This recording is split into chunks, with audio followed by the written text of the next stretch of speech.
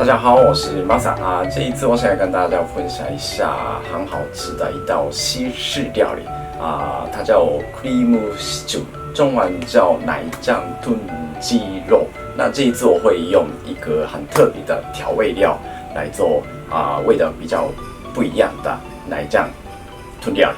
好，那我们就直接开始做。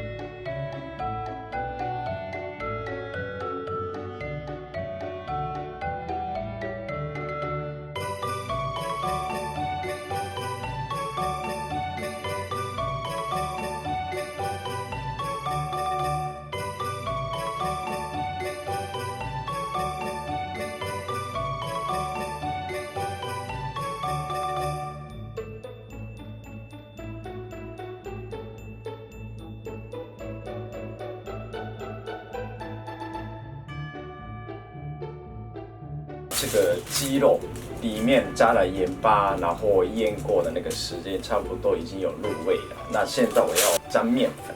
那这个沾面粉时候，我通常会建议用高筋面粉，因为这个高筋面粉的话，沾粉时候比较不会结块的。如果用那个低筋面粉的话，比较容易结块，然后容易变成一粒一粒的。那如果用高筋面粉的话，可以平均的薄薄的样子盖起来食材的表面。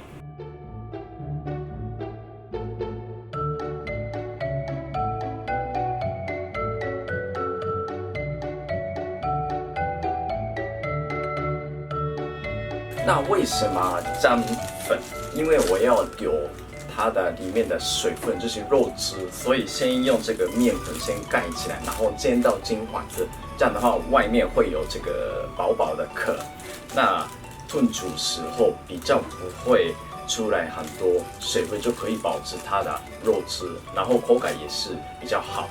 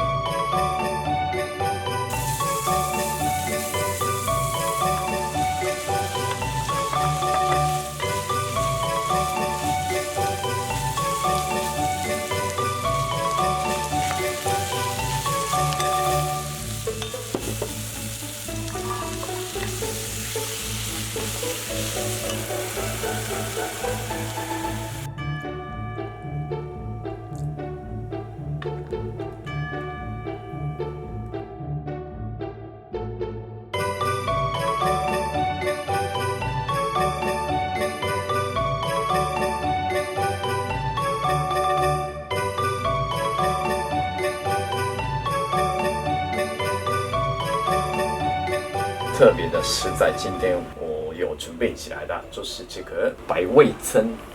OK， 这个是西京味噌，就是比较西部那边的味噌，所以比较甜的。如果没有这种味噌的话，你可以用普通的味噌也是可以，但是可能要加补一点甜味，所以另外加一点砂糖，然后把它加多一股微微的甜味比较好吃。OK。